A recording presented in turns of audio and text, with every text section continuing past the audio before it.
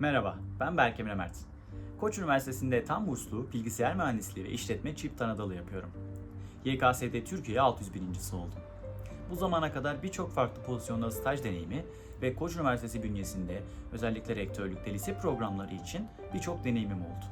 Kıdemli personel olarak da çalıştım, mentor olarak da çalıştım. Ancak bunların arasında bana en çok heyecan veren öğretme deneyimi oldu.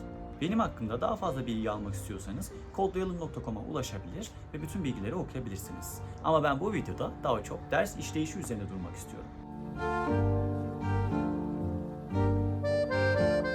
Bugüne kadar birçok öğrencim oldu. En küçüğü 10 yaşında, en büyüğü de 45 yaşındaydı. Hepsinin kendine göre hayata bakış açısı, anlama biçimi ve ders işleyiş metotları vardı. Ve ben onların metotlarına göre dersleri adapte ettim. Çünkü benim için öğrenmenin en önemli aşaması derslerde kendini rahat hissetmek ve derslerde motivasyonu en yüksek seviyede tutmak. Bunun yanında dersleri hem Türkçe hem de İngilizce olarak işleyebiliyoruz. Bu sayede ister ana dillerinde, isterse de uluslararası standartlarda bir özel ders deneyimi yaşayabiliyorlar.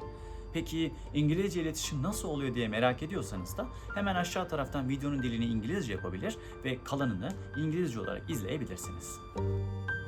Derslerimiz genellikle 60 dakika sürüyor. Ama bu 60 dakikalık derse kadar ben büyük bir motivasyonla hazırlanıyorum ve öğrencilerin bu 60 dakikadan alabilecekleri en yüksek verimi almaları için çok büyük bir çaba gösteriyorum. Bunun sonucunda da her ders için hazırlanmış ciddi bir müfredat ve işleyiş biçimi bulunmakta. Yine bunun yanında yarım saatlik ücretsiz ilk dersimiz ile öğrenci ileride tam olarak hangi noktaya ulaşmak istiyor, nasıl bir eğitim bekliyor bunu anlamaya çalışıyorum ve ben de öğrenciye dersleri nasıl işliyorum, benim ders işleyiş metotlarım nasıl bunu aktarıyorum.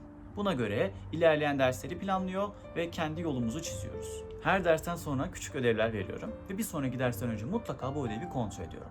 Peki bunun amacı ne? Çünkü öğrenciye daha önceki derslerde kalan eksik bir nokta varsa sonraki dersin başında hızlıca anlatıyorum ve ilerleyen aşamaları doğru bir temel üzerine inşa ediyoruz. Öğrenciler her konuyu tam anlamıyla öğrenmiş oluyorlar. Ayrıca öğrenciler ile ders dışında da iletişimde kalmayı çok önemsiyorum. Dolayısıyla bana her saat WhatsApp üzerinden ulaşabiliyorlar. Zaten onların da bana sorular sorması, ne kadar ilerlediklerini göstermesi beni çok mutlu ediyor. Derslerde ele aldığımız konular Python, Java, C, C++, C Sharp gibi yazılım dilleri, Arduino, Raspberry Pi gibi ufak makineler ya da data bilimi gibi daha akademik ve ilgi çekici konular olabilir. Yine tüm derslerin açıklamaları, detayları, kazanımları bu tarz bilgilere ulaşmak istiyorsanız sizleri kodlayalım.com'a bekliyorum. Benimle doğrudan iletişim kurmak isterseniz de dilediğiniz zaman 0533 479 1252 telefon numarasından iletişime geçebilirsiniz.